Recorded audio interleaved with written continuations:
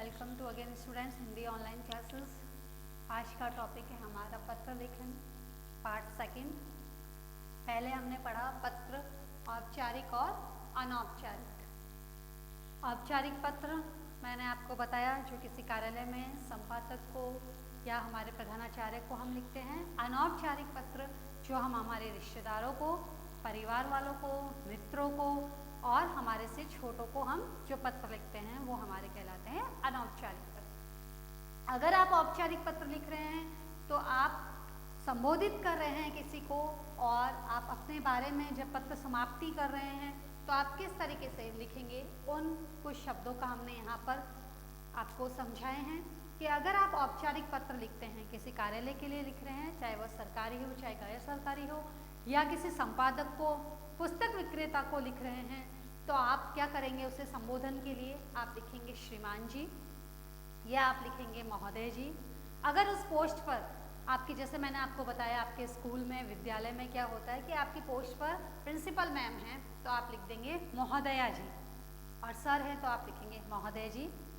और आप किसी पुस्तक विक्रेता को है या समाचार वाले को लिखते हैं, संपादक को लिखते हैं, तो आप मान्यवर जी करके भी लिख सकते हैं। किसी डिपार्टमेंट को लिखते हैं आप, डिपार्टमेंट चाहे वह सरकारी हो चाहे गैर सरकारी अधिकारी को आप लिख रहे हैं तो आप मान्यवर जी करके भी उन्हें संबोधित कर सकते हैं। तो ये कुछ शब्द है जिनका हमें औपचारिक पत्रों में संबोधन के लिए इस्तेमाल करना होता है। अब होता है अगर आप संबोधन कर रहे हैं, आप अपने पत्र की शुरुआत श्रीमान करके लिख दिया, आपने लिख दिया श्रीमान जी, हमारे विद्यालय में या हमारे मोहल्ले में काफ़ी गंदगी है, आपको उसमें वहाँ पर सफाई है, अगर किसी तरीक़ा का योगदान हो सके तो बताइए या सुझाव दीजिए। जो भी आप अपने पत्र में बातें लिखते हैं, लास्ट में आप क्या करते हैं? अपने पत्र को समाप्त करते हैं। जब आप पूरा पत्र लिखने के बाद में पत्र को समाप्त करते हैं तो आप अपने लिए किस शब्द का प्रयोग करते हैं? स्टार्टिंग तो आपने श्रीमान से कर दी या महोदय जी से कर दी या मान्यवर जी से कर दी, लेकिन जब पत्र समाप्त हो रहा है, अंतिम में आप क्या लिखेंगे? आप अपना परिचय क्या बताएंगे? तो आप क्या करते हैं लिखने के लिए? आप अगर बॉय हैं तो आप अपने लिए भवदीय लिख सकते हो, गर्ल हैं तो भवदिया लिख सकते हो, आप अपने लिए प्रार्थी भी लिख सकते हो, आप आपका विश्वसनीय भी लिख सकते हो, आप उनसे किसी चीज़ का निवेदन कर रहे हैं इसलिए आप निवेदक कर सकते हो, अगर गर्ल है तो आप उनसे निवेदिका कर सकते हो। तो इस तरीके के शब्दों का आप लास्ट में पत्र की समाप्ति पर इन शब्दों का प्रयोग आपको करना होता है। संबोधन शुरुआत में आपको ये लिखना है और समाप्ति पर ये लिखना है, इन शब्दों का प्रयोग करना है। लेकिन ये कौन से पत्र में करना है? सिर्फ और सिर्फ हमें औपचारिक पत्र में करने हैं, जो सिर्फ कार्यालय, संपादकीय या हमारे विद्यालय में हम हमारे प्रधानाचार्य को जो पत्र लिखते हैं। दूसरी बात आती है कि यदि हम औपचारिक पत्रों में ये लिख रहे हैं तो अनौपचारिक पत्रों में हमें जाहिर सी बात है कि दूसरे अन्य शब्दों का प्रयोग करना होता है। वो दूसरे शब्द कौन से होते हैं? तो यदि हम हमारे मित्रों को, रिश्तेदारों को, अपने परिवार वालों को या छोटे भाई बहनों को पत्र लिखते हैं तो हमें उनके लिए अलग अलग शब्दों का प्रयोग करना होता है, ताकि हम अपने या आपके पत्र को पढ़ के भी कोई ये जान सकता है कि जो पत्र लिखने वाला है वो सामने वाला छोटा है, या जिसने पत्र लिखा है वो हो सकता है अपने से बड़ों को पत्र लिख रहा है। तो आपके जो संबोधन के शब्द हैं उनको देखकर ही वो पता लगा सकता है कि आपने जो पत्र लिखा है अपने से बड़ों को लिखा है या अपने से छोटों को पत्र लिखा है। तो औपचारिक पत्र का मुख्य अंग में हमें सबसे बात ध्यान देनी है संबोधन में श्रीमान, महोदय, महोदया, अगर कोई पोस्ट पर लेडी है तो महोदया और मान्यवर शब्दों से संबोधित करना है, और अंतिम में अपना परिचय देते हुए आपको अपना भवदीय या भवदिया, प्रार्थी आपका विश्वसनीय, निवेदक या निवेदिका करके अपने पत्र की समाप्ति करनी है। अब अगर आ जाता है कि आपका पत्र आपने औपचारिक ना लिखकर आपका अनौपचारिक, यानी कि अपने किसी रिश्तेदार को, अपने मित्र को, अपने किसी मित्र को जन्मदिन पर बुलाने के लिए, अपने भाई को या अपने मित्र को भाई की शादी में बुलाने के लिए लिखा है तो वो पत्र हो जाएगा अनौपचारिक, अनौपचारिक पत्र। इसमें क्या करना होता है? एक सारणी के द्वारा देख लेते हैं हम। सबसे पहले हम क्या करते हैं? संबंध, आपका उस व्यक्ति से क्या संबंध है,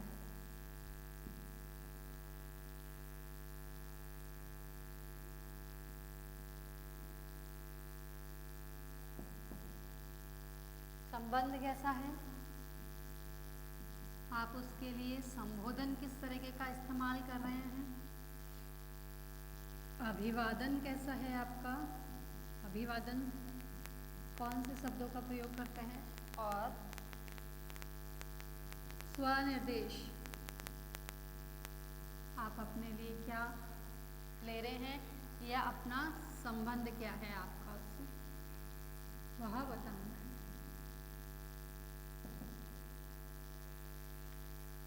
सबसे पहले हम अब बताते हैं कि अगर आपका संबंध उससे बड़ों के लिए लिखा जा रहा है, पत्र आप अपने से बड़े के लिए लिख रहे हैं, तो बड़ों को लिख रहे हैं, ठीक है, वो कोई भी हो सकता है, परिजन हो सकता है आपका परिवार का, या कोई संबंधी हो सकता है, कोई रिश्तेदार हो सकता है, ठीक है।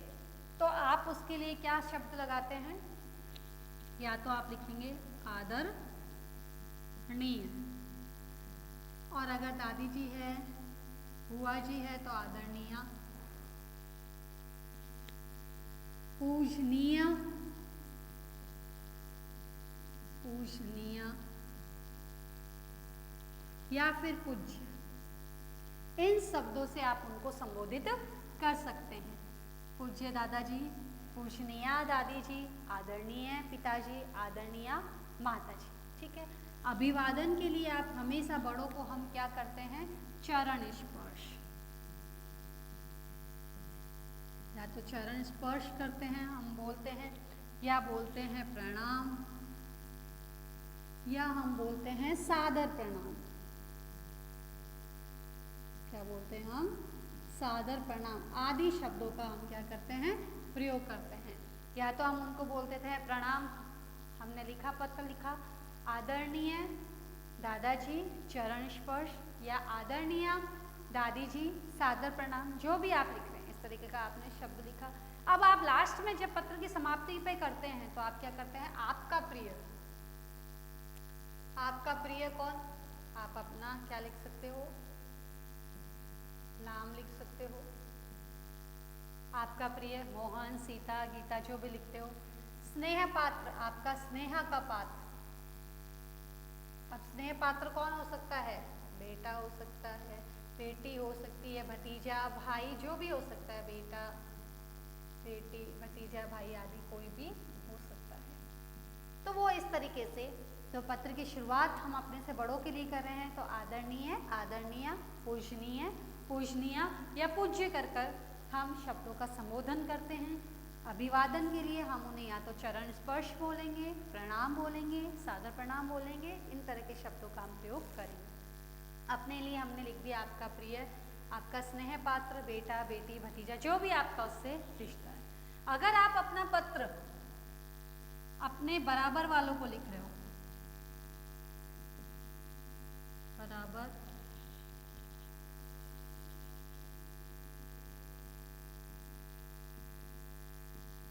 बराबर वालों को या समान आयु, समान आयु वालों को आप लिखते हो, वह कौन हो सकता है समान आयु वाला, आपका आपका मित्र हो सकता है, आपका सखा हो सकता है, आपकी सखी हो सकती है, या फिर आपके समान आयु का आपका कोई भाई वगैरह हो सकता है। तो आप उसको संबोधित कैसे करते हो, आप उसको चरण स्पर्श नहीं करोगे, आप उसके लिए आदरणीय पूज्य नहीं लिखोगे, आप उसको लिखते हो प्रिय। फ्रेंड है तो आप लिखते हो प्यारे, गर्ल है तो प्यारी, कौन, सखी, ठीक है, या उसका नाम लिख देते हो। आप उसके लिख सकते हो बंधु, प्यारे बंधु, मेरे बंधुवर, मेरे मित्र, ठीक है, बंधुवर, मेरे मित्र, मेरे सखा, मेरे प्यारे मित्र, मेरी प्यारी सखा, या अपना उसका नाम, इस तरीके के आप उसको संबोधित कर सकते हो। अब जब आपने आदरणीय की जगह प्रिय, प्यारे, प्रिय मित्र या उसका नाम लिख दिया, तो जिस आपकी समान एज का है, आप उसे ना तो चरण स्पर्श करेंगे, ना ही उसे प्रणाम करेंगे, ना ही उसे सादर प्रणाम जैसे शब्दों से अभिवादन करेंगे, आप उसे लिखते हैं नमस्ते। आप उसे लिखते हो सप्रेम नमस्कार। आप उससे क्या करते हो? प्रेम करते हो उसे, आप सप्रेम नमस्कार। आप दादाजी को सप्रेम नमस्कार नहीं कर सकते, ठीक है? आपसे बड़े हैं, आप उनको चरण स्पर्श ही लिखोगे, आप प्रणाम ही लिखोगे, आप उन्हें सादर प्रणाम ही करोगे, आप उनके चरण स्पर्श ही करोगे, आप उन्हें नमस्ते नहीं कह सकते। इस तरह के शब्दों का हम प्रयोग करते हैं। और अभिवादन जब आप अपना संबंध उनसे बताओगे तो आप स्वनिर्देश के अंदर आप लिखते हो तुम्हारा मित्र, सखा, सखी है लड़की है तो सखी, और अपना नाम या तुम्हारा शुभेच्छु, यानी कि तुम्हारा शुभ चाहने वाला, तुम्हारा शुभ चाहने वाला। आपने बराबर वालों को लिखा है जो कि अब सेम एज ग्रुप का आपका समान है, चाहे वो आपका मित्र बॉय होगा तो आप सखा कर सकते हो, गर्ल है तो आपकी सखी, उसके लिए आप लिखोगे प्रिय प्यारे, लड़की है तो प्यारी लिख दिया, सखी या सखा, मित्र बंधुवर जो भी आपने उसका नाम लिखा, उसके लिए आपने संबोधित किया नमस्ते, सप्रेम नमस्कार कर सकते हैं आप उसे।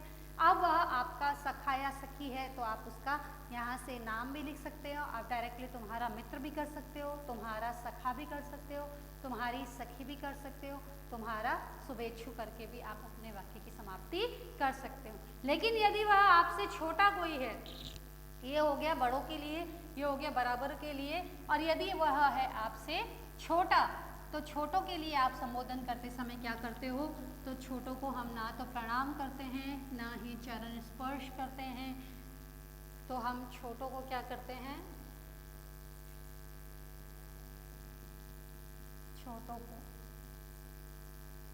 छोटों के लिए हम क्या करते हैं? छोटा कौन? चाहे वह भाई हो सकता है या हमारी बहन हो सकती है, तो हम भाई बहनों के लिए संबोधन क्या करते हैं? हम हमेशा उसे क्या करते हैं? प्रेम से बुलाते हैं हमारा, तो उसको क्या करते हैं? या तो प्रिय करके उसका नाम लिख देते हैं, या लिख देते हैं आयुष्मान, या हम लिख देते हैं चिरंजीव। अब क्या करते हैं? नाम लिख दिया हमने, प्रिय मोहन है, सीता है, गीता है, सोहन है, वो लिख दिया, प्रिय आयुष्मान जो भी नाम है, या चिरंजीव जो भी नाम है। अभिवादन में आप क्या करेंगे? हमेशा उसे सुखी रहने की कामना करेंगे, सुखी रहो, ठीक है, प्रसन्न रहो, सुखी रहो, या फिर आप उसे अपना आशीष दे सकते हो, सादर आशीष, या आप उसे अपना शुभाशीर्वाद, शुभ कामना के साथ में उसमें आप क्या दे सकते हो? उसे अपना आशीर्वाद दे सकते हो कि मेरा आशीर्वाद तुम्हारे साथ है, मेरा आशीर्वाद तुम्हें हो, तुम सुखी रहो, तुम्हें मेरा आशीर्वाद है, तुम मेरा शुभ आशीर्वाद है। और लास्ट में आप क्या करते थे हो? आप लिख देते हो शुभ चिंतक, मुझे तुम्हारी बहुत ही चिंता है, तुम्हारा हितैषी,